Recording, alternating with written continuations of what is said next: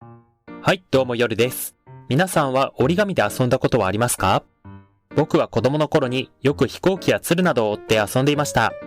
海外の一部の国でも折り紙が流行っているという話を聞いたことがあるので、もしかしたら海外の方でも遊んだことがある人がいるかもしれませんね。今回はこの水色の折り紙を使ってスライムを折っていこうと思います。はい、それではまず折り紙の白い面を表にします。そして折り紙の角度をこのようにします。折り紙を水色の三角形ができるようにこのように折ります。なかなか言葉で説明するのって難しいなぁ。でも動画を何度も見ながら折り紙を折ればスライムを作れると思います。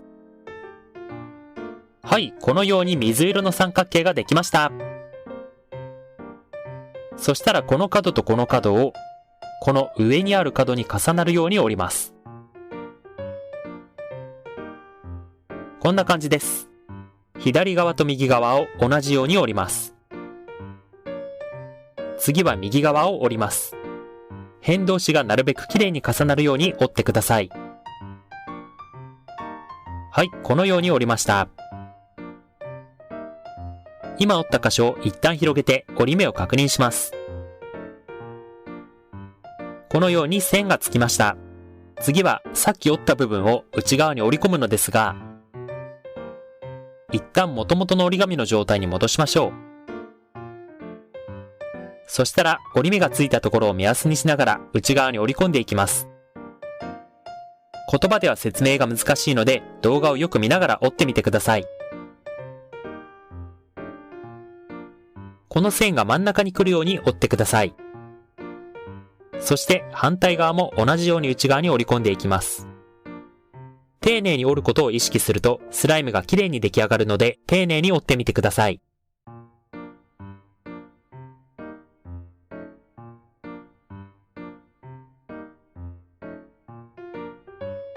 はい、このように折りました。側面から見るとこのようになっています。このように折れましたか？そしたら次はこの向きに折り紙を置いてください。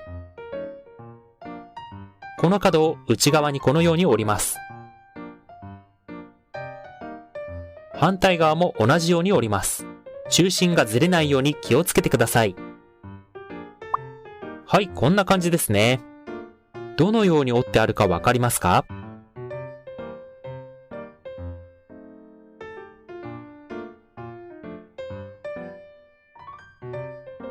次に先ほどと同じようにこの角を内側に折り込みます。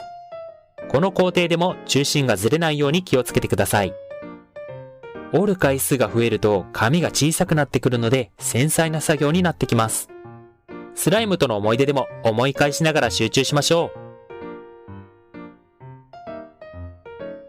反対側も同じように内側に折り込みます。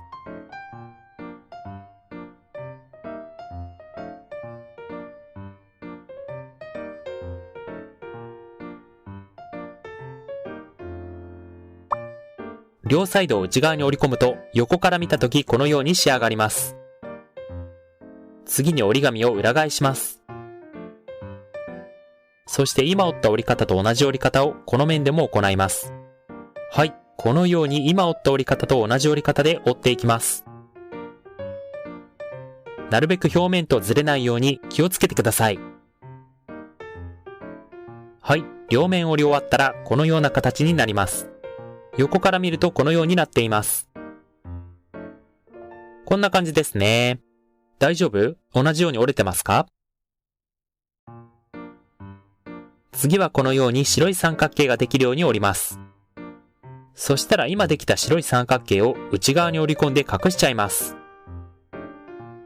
この白い三角を内側に折り込む時の折り込む場所に気をつけてください。ここに折り込んでください。この部分、わかるかな？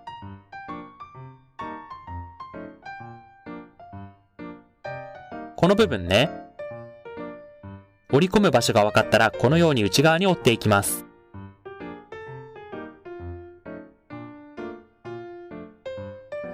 はい、こんな感じです。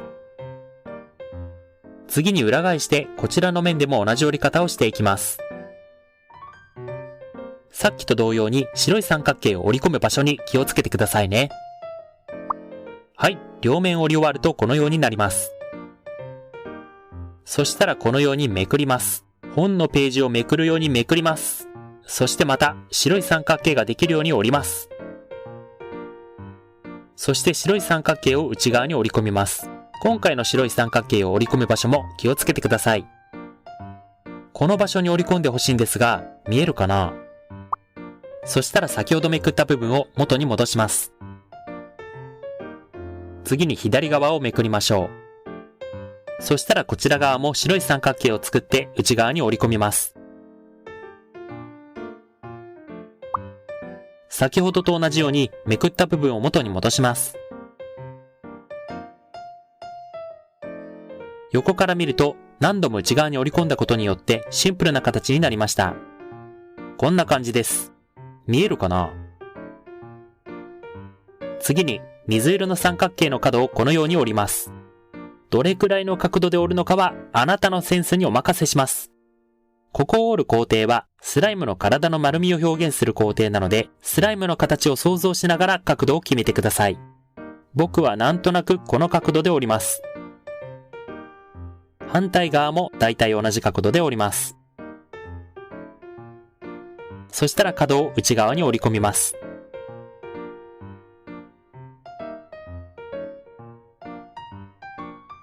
こんな感じです。わかるかな？はい。両側を内側に折り込むとこのようになります。下から見るとこんな感じです。そしたら裏返してこちら側も同じように角を折って角を内側へ折り込みます。はい。両面折り終わったらこのようになりました。だんだんスライムのような形になってきましたね。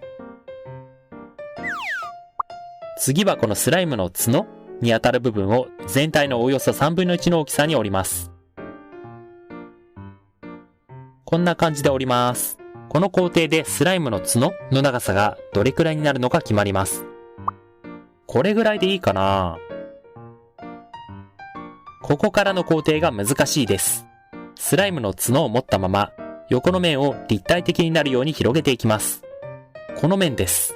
わかるかな？この面をスライムの形を想像しながらスライムの形を作っていきます。